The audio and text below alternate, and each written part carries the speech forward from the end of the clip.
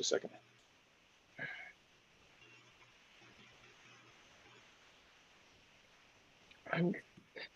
Kelly, if that's you, raise your hand. I don't recognize Kelly's phone number.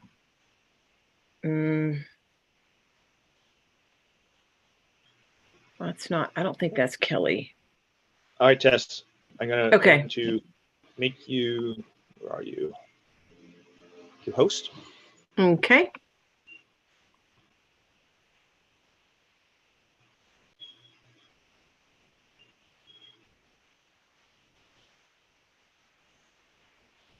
Okay. Let me know when you've accepted the host. I thought I did, didn't I? I think you did. It said, I don't think I had to do anything. It just said you are now host. Okay, great. All right. I'm going to drop off. And if you need assistance, let me know. But I'm going to go have dinner with my son, who just I haven't seen for a while. Have a bite for me. Oh, All enjoy. Right. Okay. Thanks, John. Bye, Tess. All right. Have a good Very evening. good. Thank you, Colby. All right. So let's see. I think I know Jonathan knows about the meeting. I think he's trying to get on. I don't think that's Kelly, but she knows as well. Do you have caller ending in 452? That's not Ren, is it? No, I don't think so. No. Okay. All right. We'll okay, so we don't have quorum yet, and quorum is attempting to occur. We just need one. I know. So this might be a really quick meeting tonight. Well, it's not that we can't discuss things, we just can't vote. Correct. So let's see here. I texted Kelly earlier.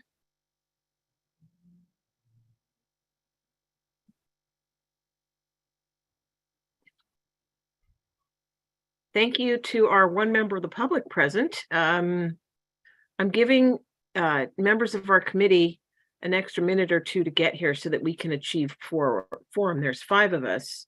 And unless there are 3, okay, we just had another person join.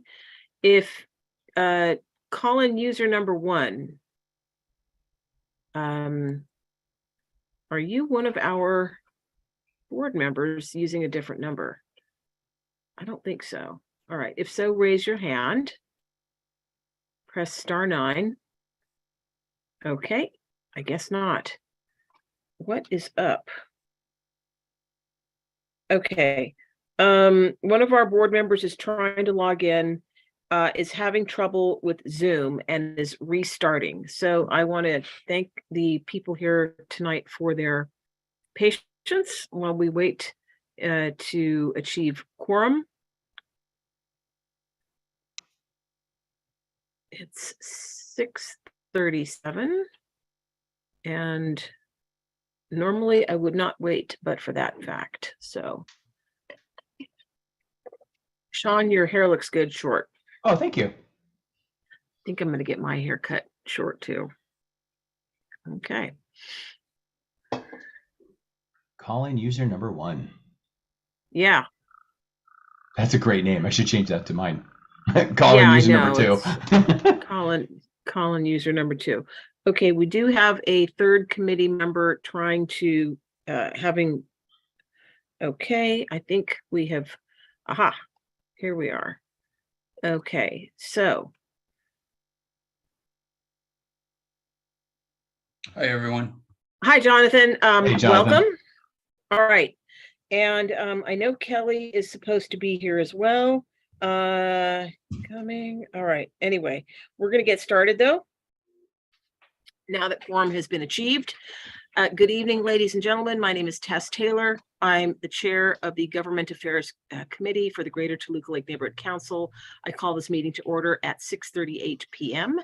And thank you all for being here. We have 2 members of the public present, caller ending in 452 and call-in user number 1. We're going to take a quick roll. Sean Besharati. I am present. Jonathan Gregory. Here. Tess Taylor, I am here. Kelly Cole. is absent and Ren Blight is absent. So let me make a note, absent. And I have changed the minutes or the agenda to reflect or to clarify the confusion between abstain and absent. Hopefully you will approve. Yep. A for right. A for abstain and AB for absent. Very good. And I'm 2 members of the public. All right, I'm making a note. Now, members of the public here with us today, if you have a comment at any time or during the public comment portion, raise your hand by using the *9 key. And there are further instructions at the bottom of the agenda, which you can find at gtlnc.org. We thank you for being here. And with that, I will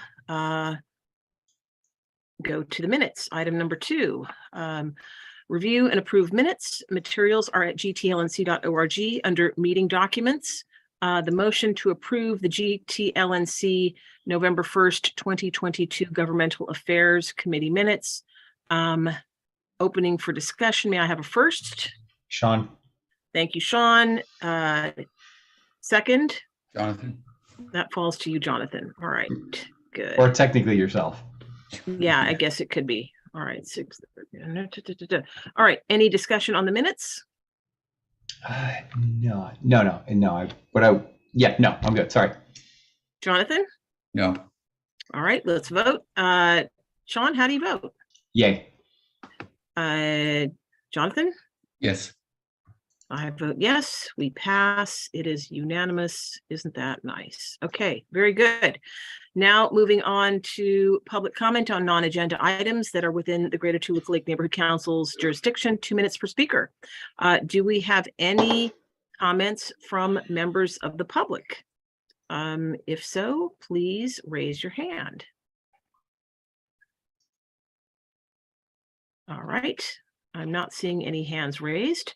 So seeing none, hearing none, we will go on to the next item. Sean, can you see the attendees in our? Give me 2 seconds. I just gotta. Yes, I can see all of them. Okay, good. Yeah, keep an eye on that. I'll leave it up. Yeah, I'll so just that leave it open. if anyone raises their hand. So Got it. while I'm focusing on moving things forward. Okay. Jonathan is listed as an attendee. Is that correct? He is a panelist, but Okay. he has all panelist privileges. So Okay. Just making sure. Yeah, because now Jonathan is a member of the committee, but you know what? Actually, I can make you a panelist, Jonathan. Promote to panelist. Good. All then right. I'll just keep an eye on the attendees list. Yeah. All right. So Jonathan has been made a panelist. Thank you for that, because I have that power. Isn't that fun? Okay, here we go. Now moving on to the next item on our agenda. Committee member news and announcements. Anything from you, Sean?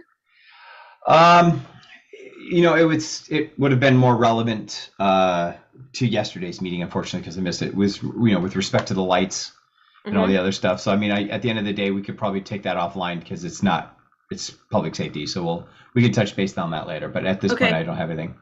I did get some stuff from Shannon after the meeting. I'll probably loop you in on that. And I did see some materials today on the email as well. Okay. Anything from you, Jonathan? Yes. I have to explain something first, and I'll get right to it. It won't take but a minute or two.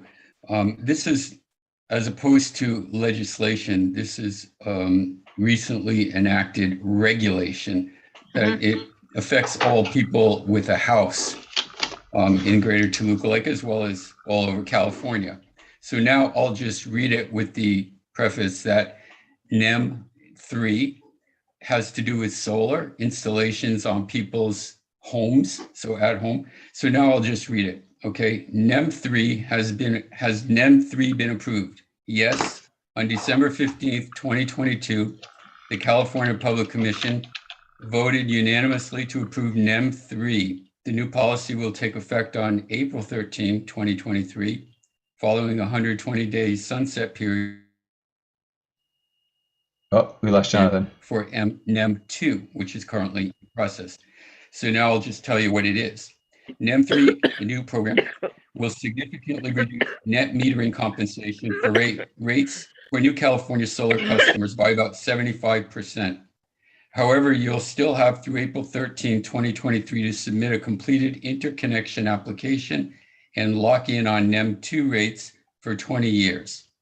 So what that all says is the regulations having to do with solar installations on homes, individual homes, are changing drastically to the disadvantage of a homeowner at about a 75% rate. Jonathan, you're speaking in abbreviations. Sorry, I just got something stuck in my throat. What is NEM? What does that stand for? It means net energy metering, and it's the NEM is, they say NEM2, which we're the program we're on now, that dictates the billing rating system. So it means how you're billed for electric if you have a solar system. Currently, it's under M2. It will move to NEM3, which will be 75% less disadvantageous to solar installations installed and operating after, I think I just said April 13th, whatever day in April it is. So anyone wanting to participate in NEM2, which is more advantageous and currently operating, has to get their solar roof installation up and running by April. Which is also next to impossibility because the solar permits and stuff like that do take a long time. It's not quick, and it's going from 30 cents a kilowatt hour to 8 cents a kilowatt hour. It's a huge disadvantage for homeowners. We've known about this for about a year. They tried to do it a year ago right now, and there was such an uproar from the lobbyists of the solar companies as well as the general public.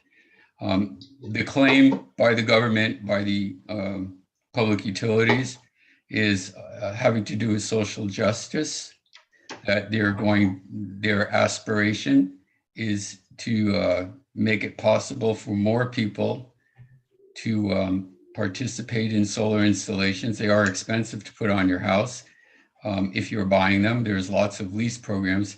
It's a hard sell to swallow. You have to really believe what you hear in order to go with that. Well, I have known people, in fact, in our neighborhood who have gone, well, not bankrupt, but they've lost their house due to a bad solar deal. Now, I don't know the deep. Sean, your noise is magnified, just so you know. Not a reflection on the overall industry test. That's kind of not what we're talking about. Okay. Generally, I would say that solar companies generally, I mean, it's really hard. It's highly regulated.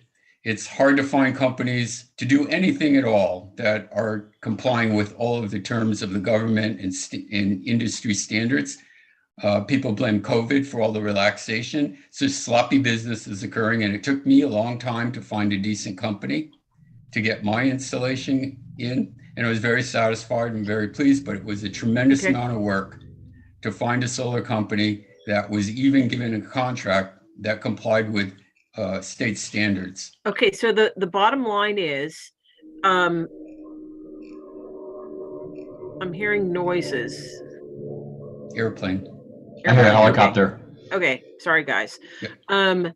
So the bottom line, Jonathan, is NEM2 is in effect now and is very advantageous for homeowners if people can take advantage of it before the NEM3 deadline of April 13th, 2023, which according to Sean is near impossible to achieve because of the paperwork and regulations involved. Do I have it right? Correct. Okay.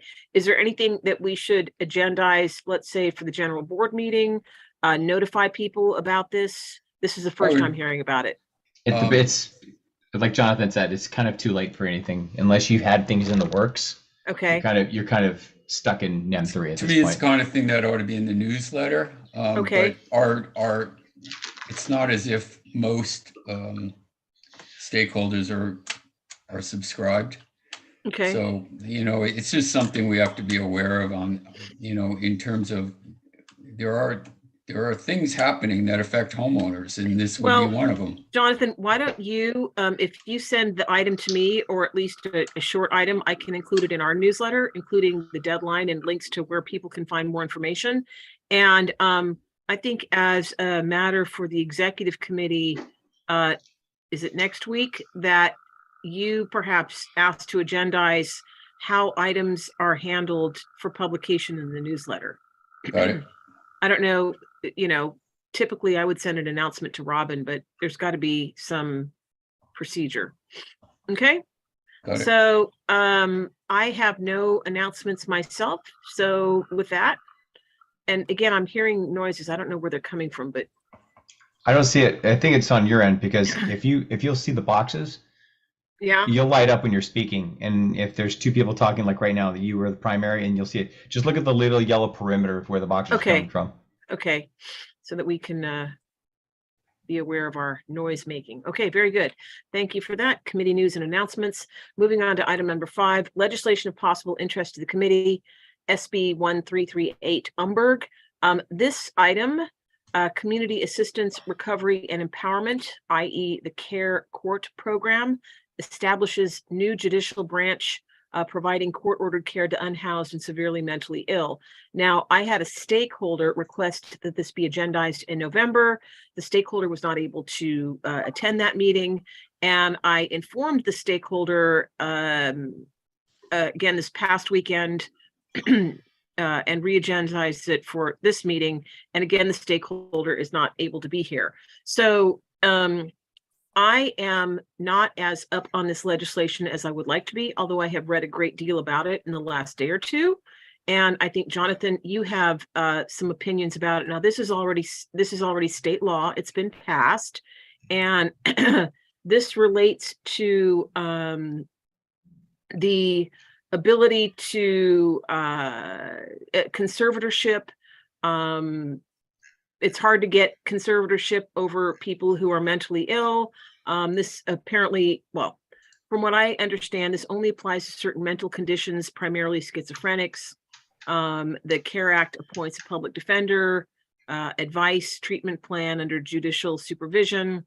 So there's a lot to it. The bill is very complex. I was reading a financial analysis of it before the meeting, and I have some mixed feelings about it, but Jonathan, I know you have some information to share. Go ahead. Well, I read through a lot of the paperwork and have no background in this sort of thing. However, I'm not an idiot. When I read something like this, it's an expansive piece of legislation, and it is aimed at getting treatment for people. I was incorrect when I spoke earlier. It's not just schizophrenic, but it's schizophrenia and psychotic disorders. Mhm. So it's not at all an act addressing itself to the problem of people living in our public places, just simply enjoying it and not willing to go into shelters and get onto the process of permanent homes. So that's not what this is about. This is, in fact, a forced or a non-compliant, meaning the people are not evidently able to even subscribe themselves to medical care. In that sense, it's good. I paid close attention to what organizations were for it and which were against it. Yeah, me too. Really hard to understand what this is all about and even have a layman's opinion because of the complexity of it. But what I absolutely walk away from it with is the outrageous level of costs involved in this thing. I mean, you can see there are, not only is this bill will this bill cost millions and millions of dollars, but there's the potential of reimbursements from other entities in the government for even up to the low billions with a B. It's just shocking. That's in the paperwork, that fiscal analysis. Right. It really is shocking because what we're talking about is who? Who are we talking about? we're talking about certainly people deserving of care, of our fragile people deserving of care. But who are they? How many are there? And what slice of the pie are we spending on this? And I say to myself, there was a time and a place where we institutionalized people, and there was a reason we did that. And I'm not sure if a society can afford some of the standards that are being set in place. I just don't understand where all this money comes from for something less than 1% of the population. I mean, I'm just confused about it. I'm not heartless about it. It's just, things have to be paid for. So Well, that's the real thing. I'll end it on, it's the fiscality of it all that really throws me. yeah, I'm shocked at I guess I shouldn't be, but the cost is astronomical. And For a few people. well, but here's the thing, they're not even sure how much it is. So I'm looking at a fiscal analysis from the Senate floor. Possible reimbursable costs, according to California State Association of Counties, costs can include as much as $40,000 per participant for at least 12,000 participants. All right. Although county offices believe the number of participants could be much higher, as high as 50,000 participants. So do the math, 40,000 times 12,000 or $40,000 times 50,000. So that's for court-ordered investigations, evaluations, reporting, et cetera, et cetera. So the cost is just off the charts. And that's just the courts too. I mean, that's not really Yeah. talking about treatment or anything. Can we put this on the table pending Eleanor coming? Because I would love to hear Eleanor talk about this. Well, I think she's on a quest for knowledge too, but I will direct people, and I mean, we can certainly put it over, but I will direct people and link in the next issue of the next iteration of the agenda, this Senate floor analysis, which I got off the state legislative website. And it's a 25-page document that lists in great detail the support and the opposition and their analyses. So it's worth looking at. And, as I said, a stakeholder wanted to discuss this, so that's why I started to dig into it. And we need to know about this. And I also think this is something Jason Maruka might have some opinions on. So any thoughts, Sean, before we move on? No, I was just going over that. Actually, I'm actually looking at Okay. when you guys started talking about it. This was like all the votes between the Judiciary Committee, Health, and Appropriations. All of them were unanimous votes. Yeah, by the I way. noticed that too. There. I don't think there was a single dissenter. So, do we have any comments from members of the public? Oh, I Sean? was just gonna say one thing, and Yes. I'm kind of on board with Jonathan said in terms of the fiscality, but at the end of the day, I think this is the lesser of two evils, and that's probably the best way to describe it. Because if we do nothing, or not necessarily us, because we're not going to be doing anything. We're just going to discuss it and make recommendations. But I think the biggest problem is I'm tired of the apathy with everything that's going on in our city. Because there's a lot of stuff, we're trying to do what we can, but there's a lot of people that are above us that are not doing anything or less than anything. And that's really frustrating. There's a lot of people that need this help, and I just don't know. Again, I don't know what the solution is. I think we need to look to Supervisor Barger and Jason Maruka, her legislative deputy, field deputy for our District 5. They're trying to adjust the number of beds available in a mental health facility to based on an antiquated law. Yeah, on a 1965 law. And I certainly am concerned about anything related to conservatorship. I think it's a delicate balance. So, systems have historically allow one person control over another have been used exploitatively, and there's been abuse. They're ripe for abuse. So we want to protect against that, but we certainly have a problem that needs solving on our hands. So yes, Jonathan, we'll table it for now unless we have any comments from members of the public. If you have any comment, you're welcome to raise your hand using the *9. That's while you wait for them to see if yes. they'll say anything. I just wanted to say, when this comes back to our meeting, when Eleanor will be present, what I think we should put as our goals, and since it is legislation, it's not pending, it already is. Yeah. We need to understand what to expect from it. And the reason I think we need to understand what to expect from this is because over the past year, I've developed the attitude that just because we have a right to expect it doesn't mean that that's what the city workers, that the people are doing who are charged with a responsibility to execute this law. What I've noticed, just probably like you and other people, is lots of these LASA-like organizations have duties that they're supposed to be, have compliances that they're supposed to be adhering to, and they're not. So that's why I think we need to understand, how does this work in terms of lay people like us as a neighborhood council? What are we supposed to expect from this? How does it work?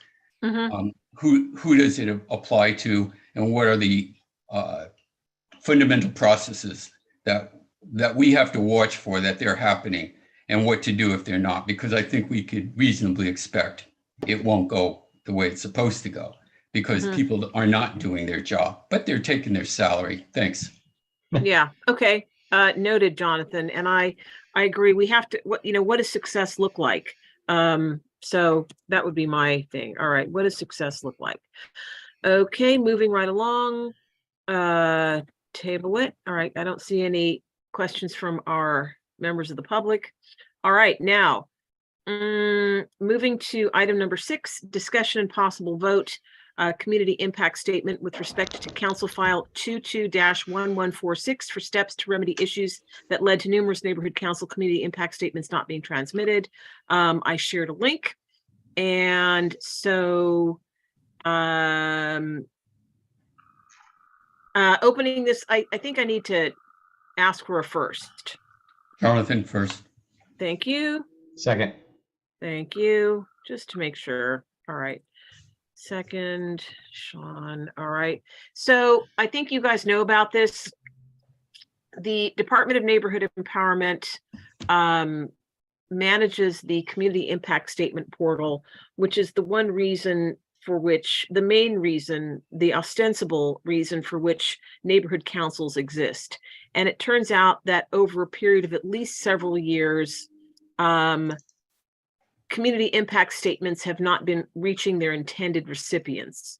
The confirmed broken boards and commission email addresses include the Los Angeles Police Department, Ethics, City Planning, and that all regions of city planning, not just LA City Planning, but every one of the area planning commissions, Central, East Los Angeles, Harbor, North Valley, South Los Angeles, West Los Angeles. That's a huge deal just for the planning and land use alone.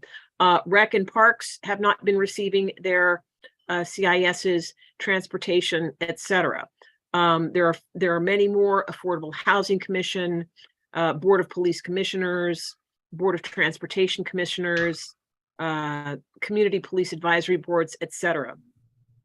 So when you consider all of the work that people put into this, all of the neighborhood councils, because all of our attention is focused on this one thing, we are so disabled from doing so much that might be useful. This is where our attention is focused. And if we can't reach our decision makers because of some fundamental failure on the part of the Department of Neighborhood Empowerment, which is supposed to manage this portal so that our communications get to the decision makers, this is ridiculous. So CD4 council member Nithya Raman put forward a motion, which I thought was good of her, except that it lacks teeth completely. She's basically asked for a 45-day report back from whom? From the Department of Neighborhood Empowerment. So she's asking them to report on their own dysfunctionality. How effective do you think that is going to be? And in the meantime, they have been whitewashing this, saying it's, quote, a glitch. This is not a glitch. This is a failure to update email addresses. I've done a pretty deep dive on this, but I think it is requiring of our attention and a very strong statement to not just to the Department of Neighborhood Empowerment, but to City Council, because if they're not going to take this seriously, if they're going to ignore this or allow it to be whitewashed, then they might as well just deconstruct the entire neighborhood council system, because otherwise it shows the whole system to be, frankly, a fraud. All right. So, and when I think of the time that's put into this for community impact statements, it really makes me livid. So that's why I put this on here. Jonathan? I listened carefully at the Alliance of Neighborhood Councils in the San Fernando Valley when maybe you could remind me of that woman's name who did so much research and spoke so eloquently. Jamie York. That's her. Jamie York, and Jamie York's the one that also went downtown and spoke at the city council meeting on the subject. And she's very knowledgeable, and she presents a point of view based on her experience that seems rather conclusive. As you said, that it's not a glitch. I can say from what we've seen in our own neighborhood council that Dunn has failed to put their objections to our communications in writing in a method that I would consider legitimate, and instead has simply suppressed in a casual way the stakeholders' interests communicated to the city council. So I see that this is a big deal. Tess, I would invite you, as Jamie York did, to go downtown. In other words, I think it's important to make the CIS. However, I think this is so important because the CIS, the Community Impact Statement, and a letter of action are the only two methods of communication from stakeholder interests to city council and commissioners. And since few of those CISs were delivered, this is about as big a deal as anything gets in terms of getting to the bottom of it, because it could be corrupt. It requires the most a neighborhood council can actually do. Sending people to city council to speak is certainly a very ordinary thing to do when the very essence, an existential threat toward governance by the people. I mean, that's what this is. This is where what do you call these people? A hired department is interfering with the stakeholders. Yeah, their staff interfering with hirees, exactly. Well, yeah, their staff interfering with people who've been elected, so which is us. So thank you for those. Are you willing to go downtown? I think I would. Yeah, I feel very strongly about this. Then I make a motion that Tess speak in behalf of the neighborhood council at City Hall, at the Greater Toluca Lake Neighborhood Council at City Hall at their meeting, in order to communicate directly, especially in light of the fact that our CISs are not delivered dependably by Dunn. hand delivered. In other words, you got to use snail presence. You got to be there. Thank you for that.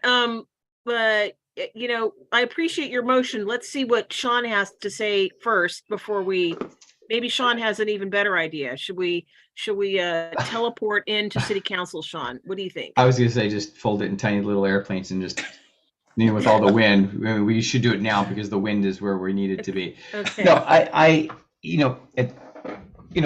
was kind of reading over the documentation, because you can actually go in and see some of the filings. Yeah. And it's just the way that I read it. It's not. I don't know that. Again, I'm going to use this word again. I think it's just not maybe apathy. Again, I don't know why. I think that the people that are not doing the work are just indifferent to the idea or lack the knowledge of how important the CISs are. They're just, it's just another, council with their rant. It's not. These are important documents. These are things that, that need to go up the chain, and they're dangerously important. So I agree with both of you. There's something that needs to be done, and I don't know if it's, if it's snail delivery like Jonathan suggested. I'm not opposed to any of it. It's just a little frustrating because, again, it goes to the overall apathy of our local government or the people that are supposed to be taking care of us. Okay, I would like to mention that Kelly Kelly Cole, our board member, has arrived at 7:08 p.m.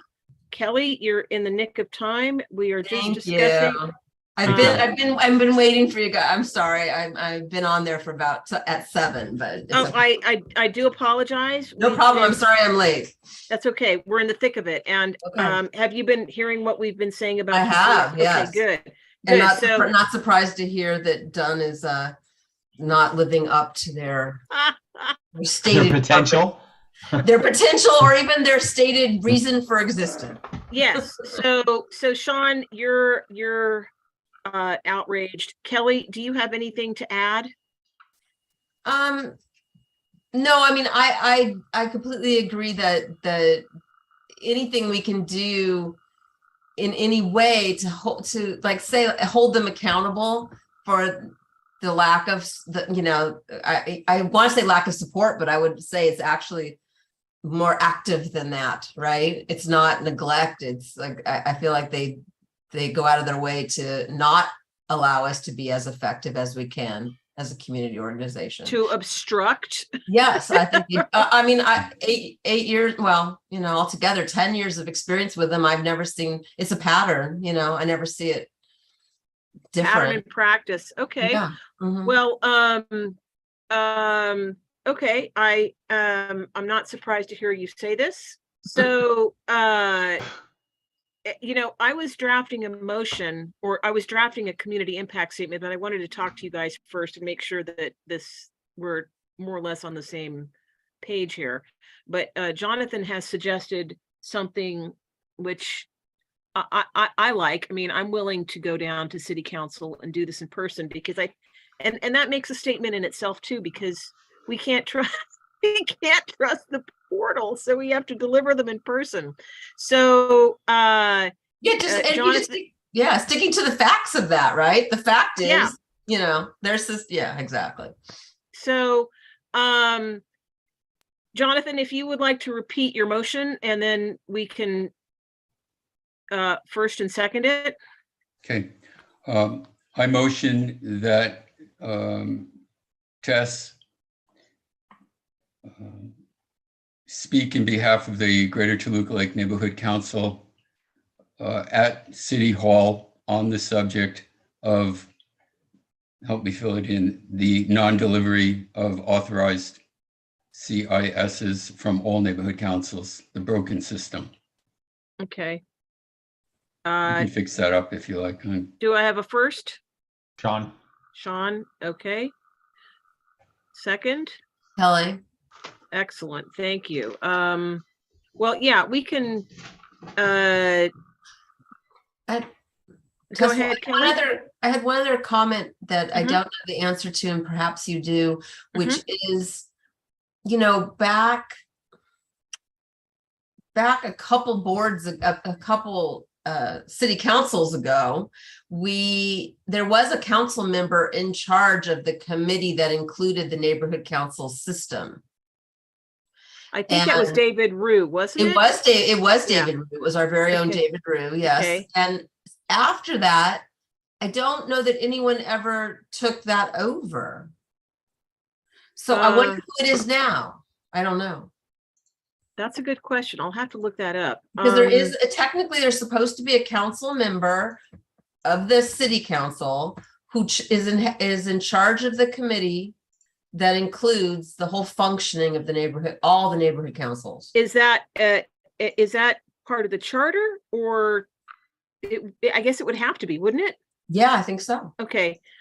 Charter. Okay. I'll look into that. And it was Rue until Rue was replaced. And Rue, he did quite a bit. I mean, I went to several smaller group meetings with other neighborhood council members from neighboring councils, where he would get us together to talk about what was working, what wasn't. I mean, it was pretty active, and his deputies were very active in that. So I just don't know if anyone ever took that over, if it's what I would love to know, and I feel like I probably would know. I will find out, Kelly, and I'll review the charter for that language. If you find it, can you let me know? I will, because that would also be another person. If there is someone, that would be the person, to go to directly on this issue as well. Right. Very good intelligence here. What, something that came up recently in relation to Rue and the neighborhood council system. I don't know if you guys know this, but in my work with the budget advocates, I have come across a few versions of the Los Angeles City organizational chart. And I believe it was under Rue that the neighborhood council system was added to the LA City organizational chart. And then the next year it was removed. And so I thought, isn't that remarkable? We don't even exist on the current organizational chart, which is a separate but related issue. So, it sort of speaks to how the neighborhood council system is regarded by the city as a whole, which in my opinion isn't, they'll give us all the lip service in the world, but not really take us seriously. So, going back to your motion, Jonathan, let's work out this language to get your approval so that we can vote. I mean, I like the idea of me going in person and making a statement, and having that discretion to, use the 2 or 3 minutes in the best way possible. But let's see, the language I took down here, Jonathan, Tess Taylor be appointed to, let's see, be designated speaker on behalf of the Greater Toluca Lake Neighborhood Council at Los Angeles City Hall, at a regularly, I guess at a city council Regular meeting. at a regular meeting of Los Angeles City Council, to voice our,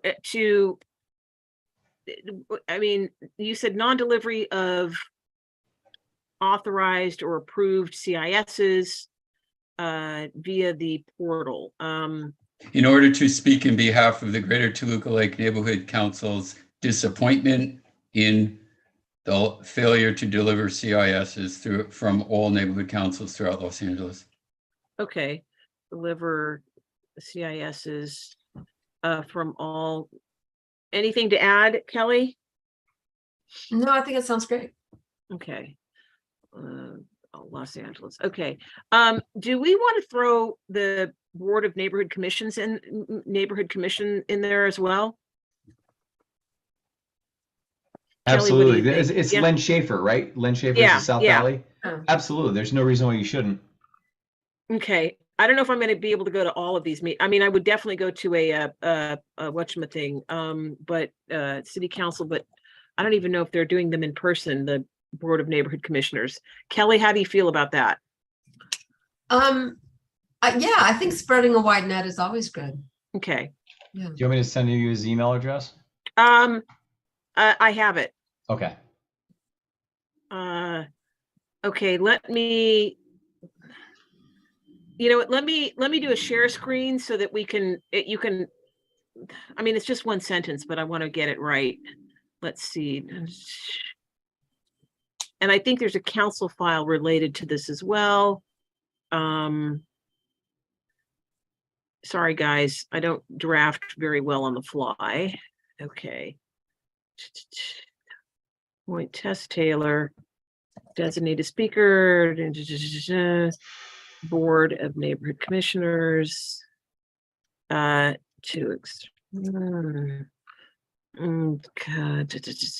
over failure of Oh, do you know? Did you know that there's a commission, the email that goes to all the commissioners?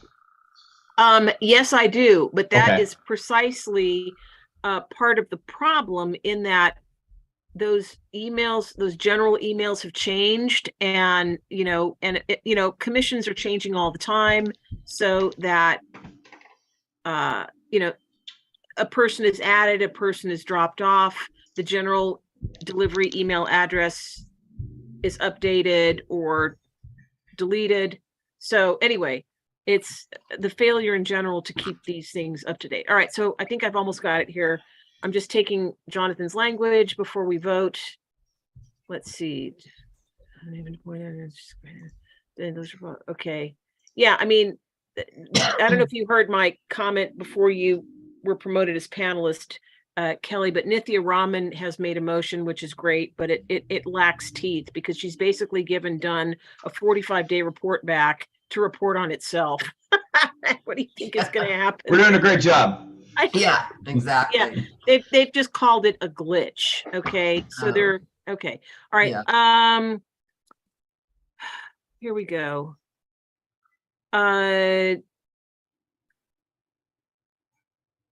Okay. The motion is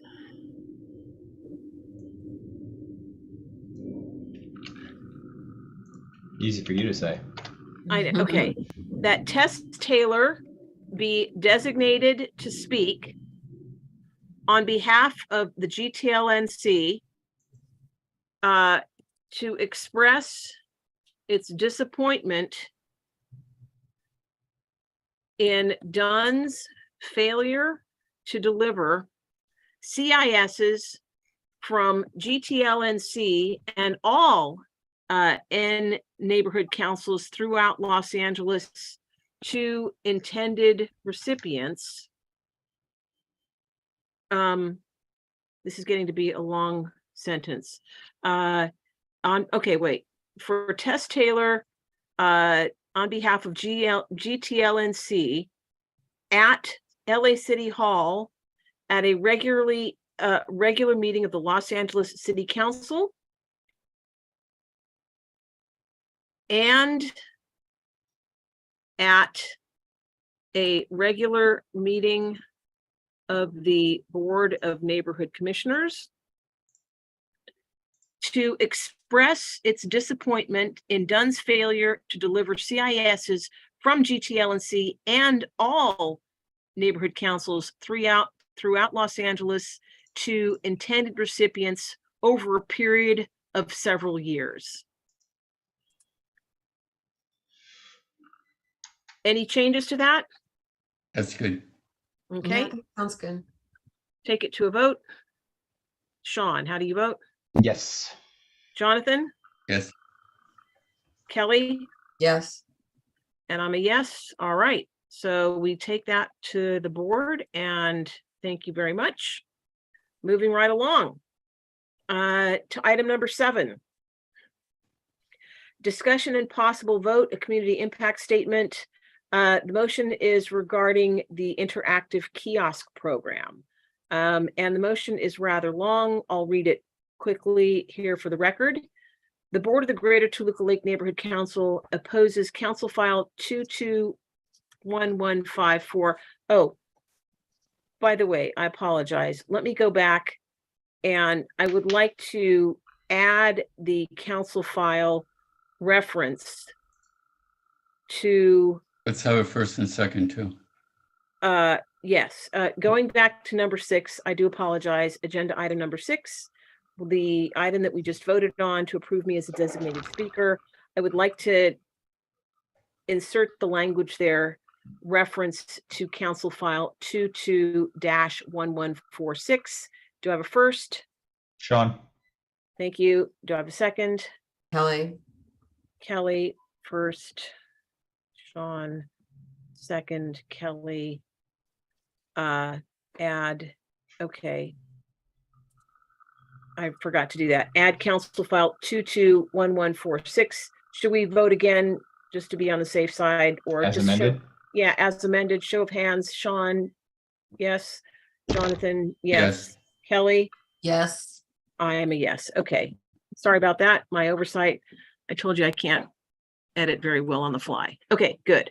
So moving now to item number 7.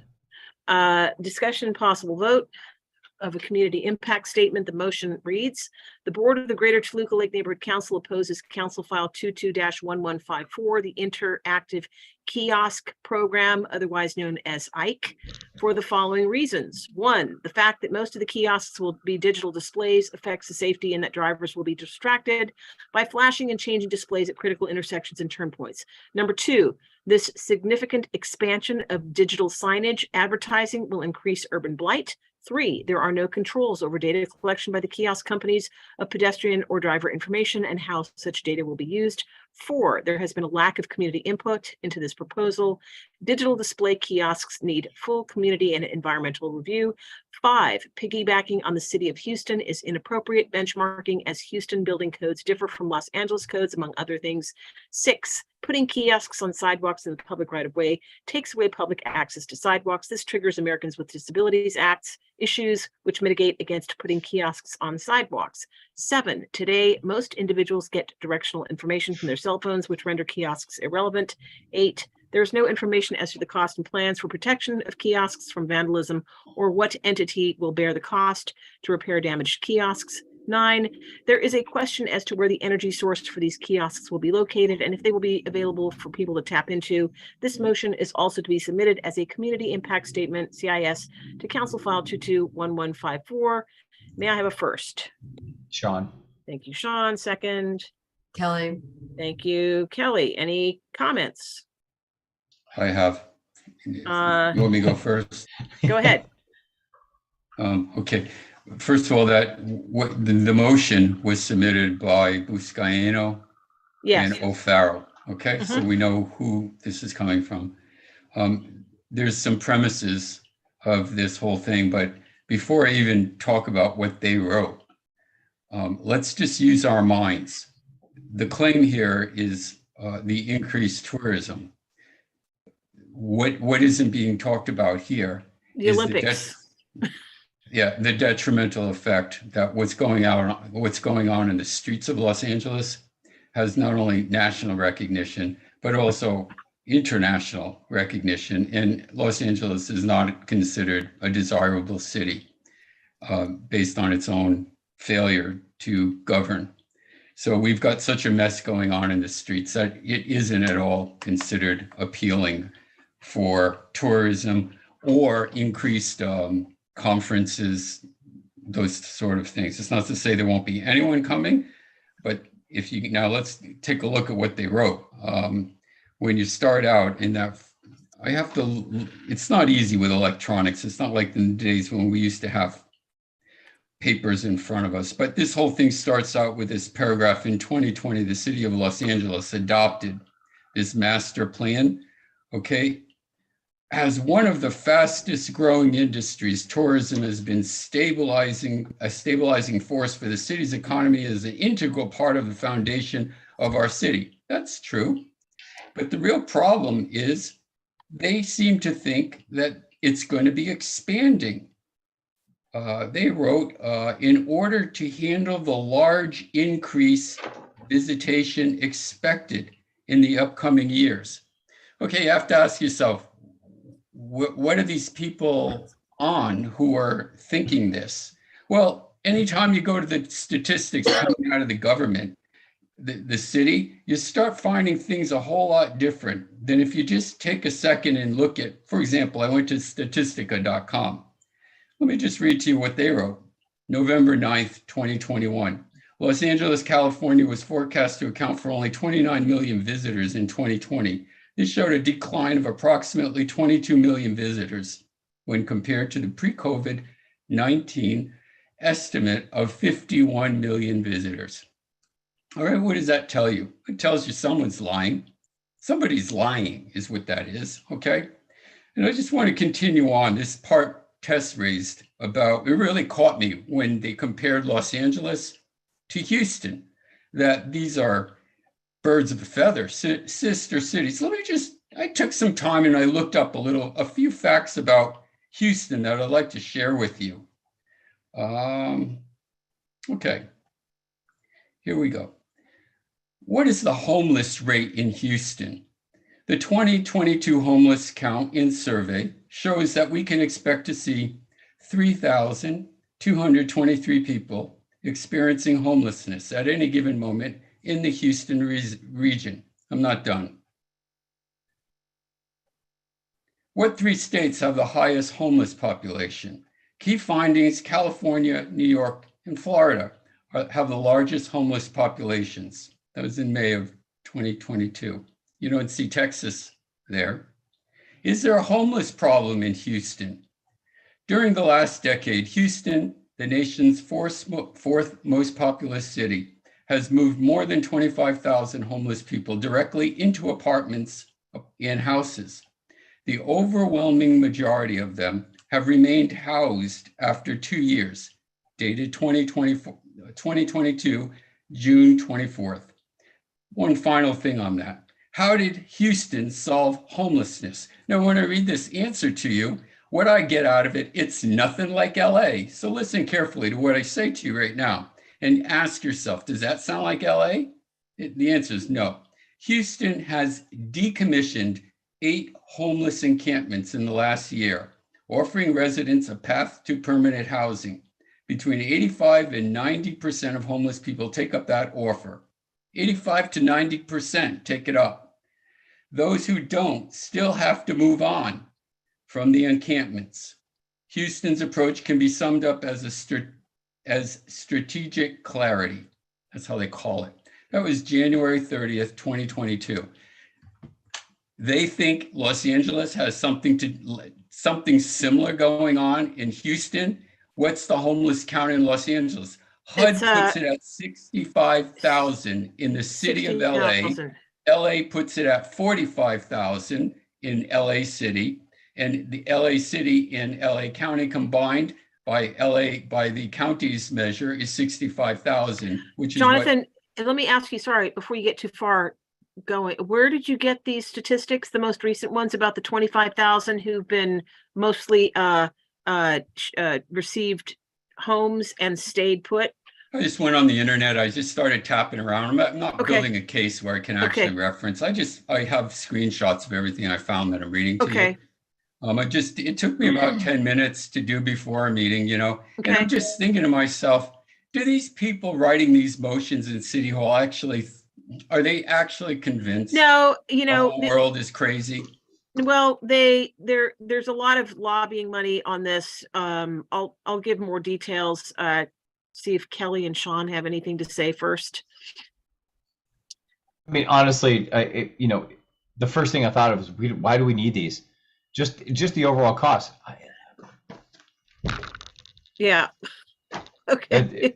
I mean, unfortunately, we don't leave, we're now kind of tethered to this idea of having a phone constantly. But at the end of the day, it's like, if you need anything, you need to go anywhere, you need to look things up, Google is your friend. Right. I think they're totally unnecessary. Kelly, do you have any thoughts? I just have a question. I just was curious when I was reading the agenda and looking at the motion, what is the rationale for, in a nutshell, just like the one line, or the elevator pitch on why some people in the city council want them? Like, what's supposed to be good about it? I couldn't tell you that. I think it's a money issue. Personally, I mean, I'm not going, I'll give you my thoughts. I don't have evidence for this, but what I will say is city council keeps saying that the Olympics won't cost us any money. But this looks like sort of a sweetheart deal, some backdoor to the Olympic stuff. I don't think that this is, when you look at this organization, Ike, it has made contributions to a number of office holders, including at least 6 city council members. They've been lobbying hard since 2019. I am glad that you picked up on that Houston, Los Angeles disparity. Using Houston as a benchmark is absolutely absurd. But, these are just some of the reasons I think this has to be stopped. If anybody's ever driven down Sunset Boulevard lately, especially at night, the digital signage is so distracting. It's hard to drive. It's really hard to drive. So I find this to be problematic, how this is being pushed forward. So that's why I thought I would agendize it. And Kelly, that's my answer. Oh. I guess I don't feel like I know enough about why some people would think it was a good idea. Mhm. And I will say that I mean the Olympics has come up a little bit, and I will just say from personal experience as someone who's volunteered quite a bit and with the Olympics when they were in LA last, and also I was working for Turner and living in Atlanta during the Atlanta Olympics, and I volunteered on the Atlanta Olympics as well. Mhm. I will say that I find them to be and I'm not a huge sports fan, but I find them to be exceptionally reinvigorating to cities. And the LA and Atlanta were both fantastic places to be during the Olympics. So I'm a kind of a pro-Olympic for our city Mhm. person. So I don't come at it with this idea of like, oh, that's terrible or no one's going to come. I think it's going to be kind of fantastic because it Mhm. past experience at 2 other cities I lived in and was involved with, it was fantastic. Mhm. So that's just my 2 cents on that. Well, I will echo that, Kelly, because I worked for World Cup, and I thought it did a fair amount for LA, but that was over 20 years ago when the density wasn't the problem it is now. And I mean, density aside, that's not really what we're discussing right now. I think there are good aspects of the Olympics. I just hope that the residents don't have to pay the price. But this, I feel like this is sort of being, I forget what I said about the Olympics for the moment. Let's just focus on the digital display, the Ike kiosks for the moment. Is this something that you have any feeling about, positive or negative, Kelly?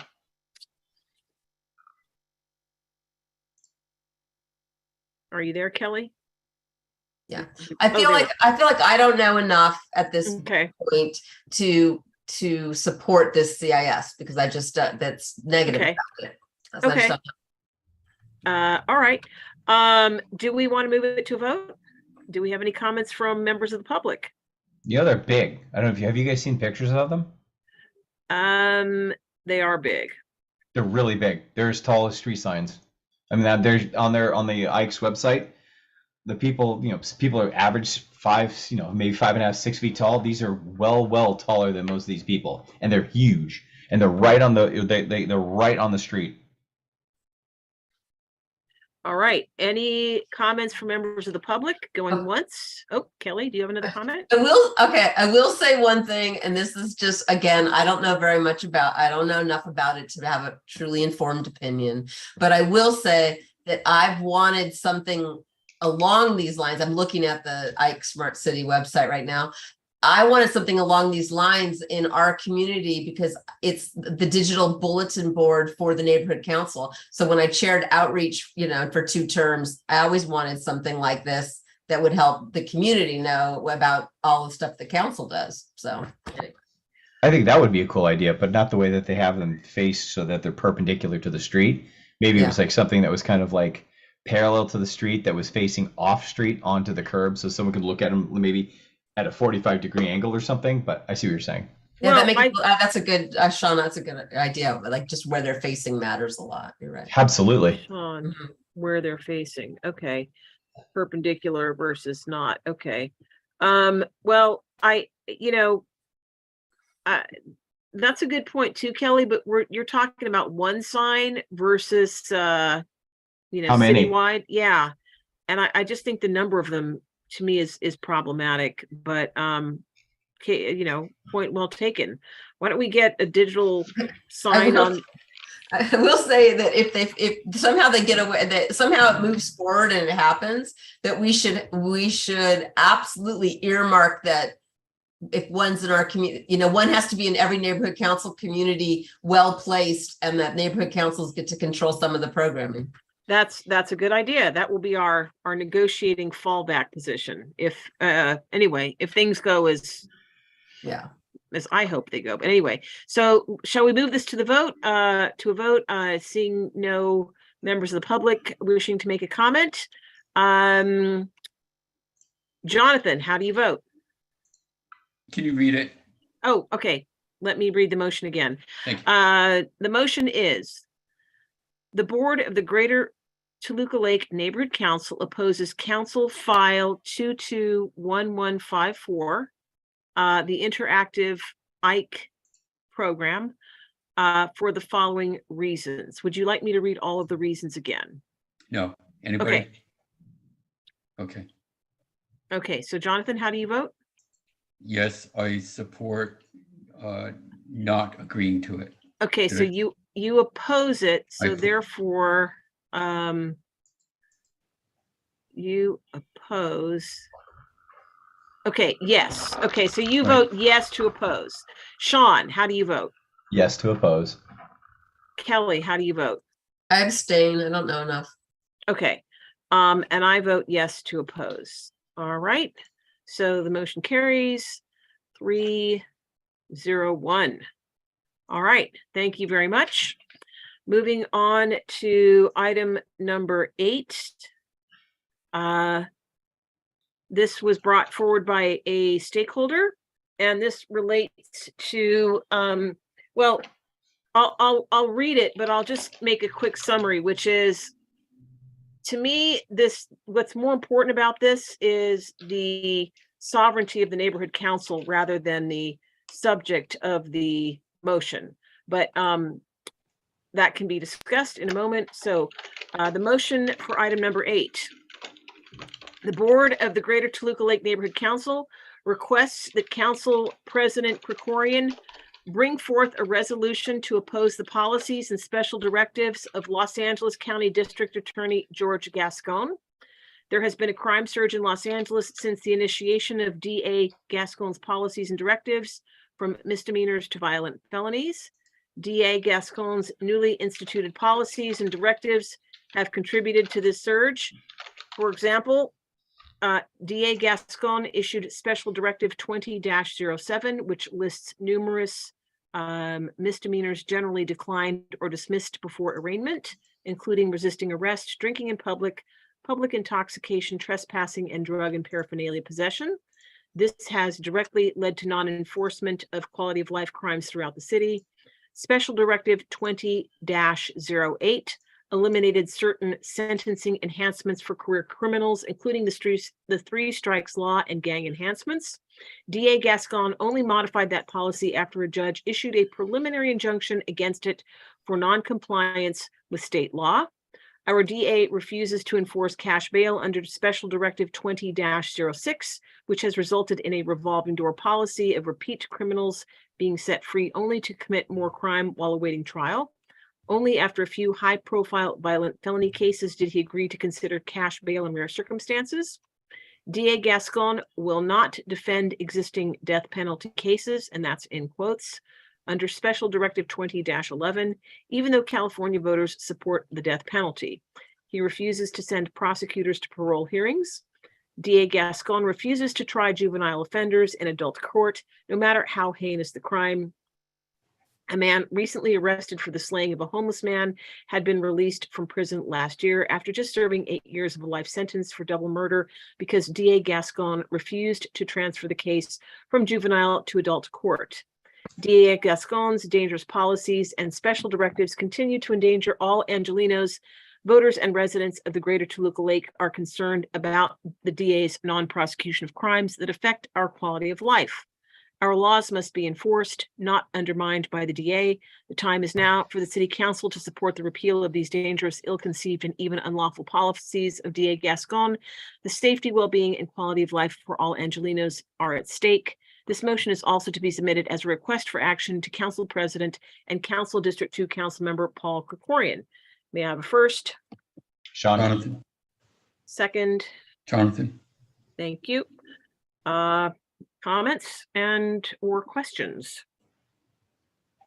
I wonder if the stakeholder who wanted you to put this on the agenda is present and wants to talk about it. If that stakeholder wishes to identify him or herself, they are free to do so. I have a question, Tess. Yes. Is this a copy of the one submitted by Studio City? What is it? The stakeholder forwarded this, and I think it does bear resemblance to the one that Studio City put forward. So it's, in other words, it's identical with modifications just to make it the Greater Toluca Lake Neighborhood Council. I didn't do a word for word comparison, but I did look at them because I know that another two neighborhood councils have done something similar. I believe it was Arleta and Studio City Neighborhood Council. Okay, because I think it's important that it be a mirror image of the one in either Studio City or Arleta. Okay. Because I agree with you that this is in fact setting the record correct, that what Dunn did was never documented. There was never any written criticism or specific criticism. And hold on, Jonathan, back up just a minute because we need to do a first and a second open discussion. No, we did. We already did. We did. Okay. We did. But I want you to back up and explain, because I don't think Kelly may have been present at all of these board meetings. And I don't, I'm not sure who the callers are, the members of the public. So why don't you explain what happened? And okay, go ahead. All right. And what Dunn did. Go ahead. Okay. I'm not going to take the time to explain who Mr. Gascon is and what his policies are, but rather simply state that there is sufficient fervor in Los Angeles that 31 cities within Los Angeles have passed similar resolutions stating similar. They often call them votes of no confidence in Mr. Gascon's policies that are attributed by many of these people to be fundamental to the increase in crime in experienced by stakeholders.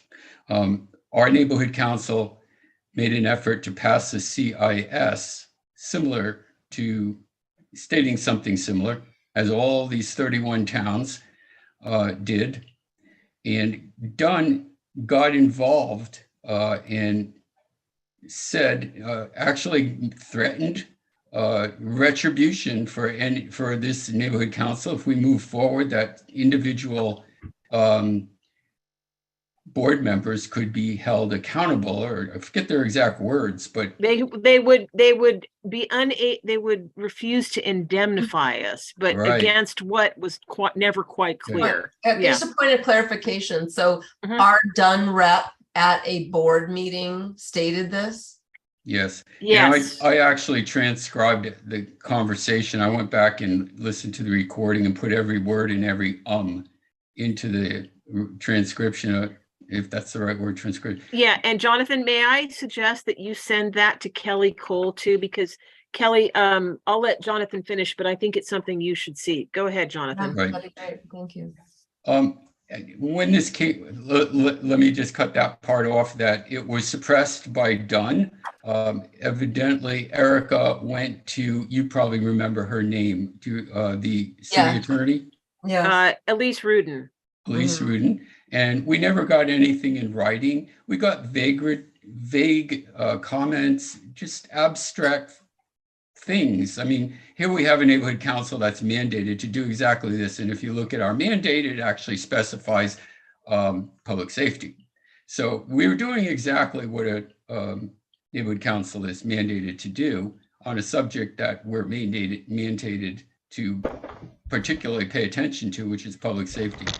And they got involved, and to me, it was very political. And they accused us of it being political on our part, and yet there wasn't any formality. Nothing was put into writing. It looked like it stank. Something looked really bad, and it came up again. I brought it up in several meetings, and finally, even Colby said something's not right here. It's just, I don't settle with this. The reason I want to tell you I think this is so important is if you look what's going on in Los Angeles, I think it could be summed up that when something bad isn't fixed, it gets worse.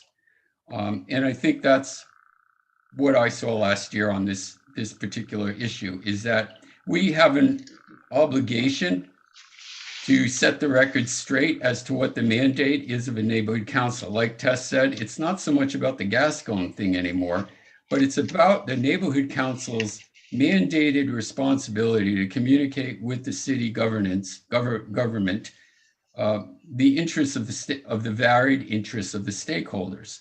And without a question of a doubt, stakeholders constantly talk to me about crime and their lack of security. And that's what this is all about. And I do feel that we have an obligation to challenge Dunn that by resubmitting this CIS, and I think rather than make any more gymnastics about it, it's easier to just copy the one Studio City submitted. That way we're saying, if you have a problem with this, you have a bigger problem than us. Because when I should add, when Erica came back and said that. And by the way, Erica is our Dunn representative, right. Kelly. Yeah. When she came back and said that Dunn looked into the matter, it became apparent to me, and I was the first to inform Dunn, that Arleta Neighborhood Council had already passed a similar thing. She had no idea. And it takes, again, 5 or 10 minutes of any effort online to find this stuff by just tapping in Gascon letter of no confidence, Neighborhood Council, and you bring up Arleta. So they didn't do a thing, but they certainly got very active in suppressing our mandated duty to do exactly what we were doing. And I think that really stinks. And I think if we do nothing about that, we become complicit in people who do things wrong in Los Angeles. And that's why it's meaningful to me. I think it's all about making sure that we take a higher road and do what's correct. So in support of that, though, I mean, I agree, like putting aside the Gascon piece of this, wouldn't it be more effective to be very direct about it and just and do a CIS that censors Dunn's censorship? Wouldn't that be better to say, like, hey, we're protesting that Dunn is impeding our ability to do our elected duty?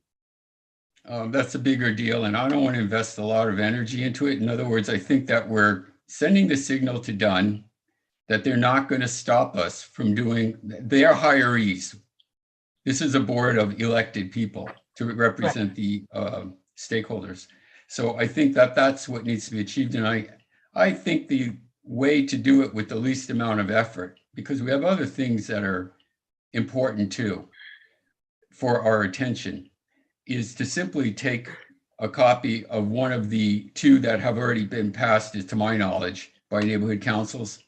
And the latest one was Studio City. I sat in on their meeting when they were doing it, and they had absolutely no problem. That's why it's really clear to me there's something funky going on. Well, let me add this. So Kelly, that's actually a pretty good idea. Although I just think it's straighter. Like, I don't think, like, first of all, I'm just telling you now, I'm not going to vote for this motion because I have serious issues with it. But to me, it's like, if you're trying to send a coded message to Dunn by pushing this, like, that's just like playing there. That's like being as ineffective and indirect as they are. So, like, that doesn't make any sense to me. That's just sort of passive aggressive. I think it'd be much better to do a straight up motion that just says, like, we don't support Dunn, Dunn thwarting our ability to do our elected fulfill our elected responsibilities. Who would that be to, and what would that be, Kelly? I think you say it to the neighborhood. You say it's a CIS that would be go to the city council, because ultimately the city council, at least one, the city council is responsible for Dunn. Who knows who it is, but that's another thing. Ask them for an org chart someday. I spent 10 years trying to get an org chart out of them. So yeah, spent 10 years trying to get an. I'm not exaggerating when I say that. So an org chart of whom or what, Kelly? Organizational chart that shows, like, how the neighborhood council fits into city government and, like, who the head of Dunn reports to. I'll send you what I have, but go ahead. Okay, well, but it's not real, just so you know. Anyway, so, but I'd love to see what you have. Because I can send you what I have too, but it's probably the same thing. But no, I just don't think that, like, if the point is to tell city council, Dunn is keeping us from doing what we believe is our duty. And what, we followed all the procedural rules, and this is something that we want to put out there, and they're saying they're getting in our way, and they're inconsistent about it because they're not getting in the way of other councils doing the same thing. We need you to know that, city council. So that's why we're writing this. I agree with Kelly. I agree with that too, Kelly. Let me just throw in a couple of things here. Part of what caused a wrinkle in this is because Dunn said we can't, I don't know if the word interfere is correct, but we can't, the neighborhood councils can't weigh in on candidates and elections. And since this was first floated around the time of the recall of Gascon, which is now passed, that was said to be problematic. And so then the workaround, according to Studio City, was to target the policy of an official against whom we wanted to oppose or what have you. So I believe it is a fundamental core right. I mean, it's actually in the Constitution to redress our government, bring our grievances forward, and that has to be it has to be. Take the person out of it. Against a person's policies, fine, but an inability to do that renders us completely ineffective. So I think this is more about the sovereignty of the neighborhood councils and our ability to bring our grievances forward, as is our right, not just as individuals, but certainly as neighborhood councils and on behalf of the stakeholders that we have been elected to serve. And that we can't allow that to be interfered with. And that's what this comes down to. It's meddling with the stakeholder and the neighborhood council right to be heard and to have our grievances heard. Yeah. So I mean, but there should be a motion that's that, not a okay. motion. Yeah, there should be a motion that says that in 3 sentences. Okay, I can live with that. Jonathan, Do you think you could put together a motion right now? I'm sure I could. Sean, do you have any thoughts? No, I like that Kelly kind of summed it up in the way she kind of when she kind of alluded to the idea that we're just almost doing the same thing that they're doing, and not through intention, but it made a lot of sense. So I kind of get it. Tess, while you write the motion, so you can look at your piece of paper, I'll read what Erica had. I have it right now in front of me. It's just a few sentences on what. Go ahead. So Kelly will be able to hear what was actually said by Dunn at that meeting. Okay, this is Erica speaking. I did reach out to the attorney assigned to the GTLNC. And if you don't know already, what's her first name? I wrote Alice. Elise Rudin. Yeah. And she advised that it's not possible for the NC to issue a CIS due to the fact that it is not, at least to my knowledge, it is not an item on the city council agenda, and it would not be appropriate to issue a request for action due to the fact that there is a pending recall to the LA County Gascon. So at this point, if the NC decided to weigh in, then it would then look like you are taking a position on the recall, which is not something that the NCs are allowed to do. So at this point, either a CIS or CIS, not a request for action, is appropriate. She was saying you could do CIS, just not a request for action. Yes. Yeah? Yes. So she says a CIS is appropriate, a request for action is inappropriate. I think she said it wrong, and I just wrote down what she said. She was forbidding us to do anything. Okay. That was my clear, yeah. Got it. Okay. Oh, I see. She was saying a CIS is appropriate if you have something on the council floor. That would be a CIS. And she's not saying we could do the CIS, right? Which is correct. If it's on the council floor, you do a CIS, not a letter of action. Right.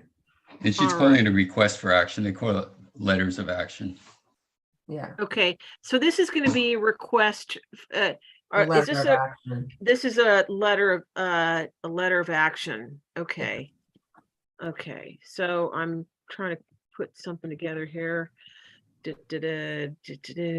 Okay, should we make any reference to us being shot down in the past, or should we just go straight for I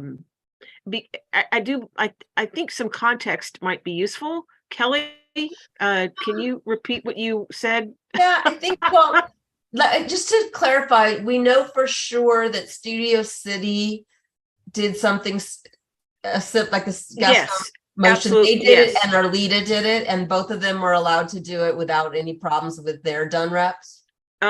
I don't know if they had any problems or not, but the both of them have submitted CISs, correct?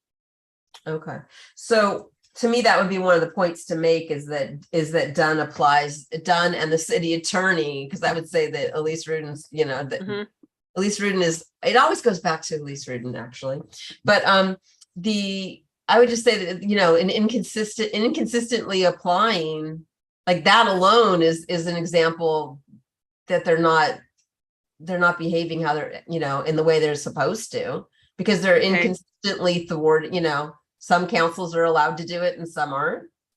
Okay. So that to me, I would not get into Gascon. no, I wouldn't at all. Okay. I would say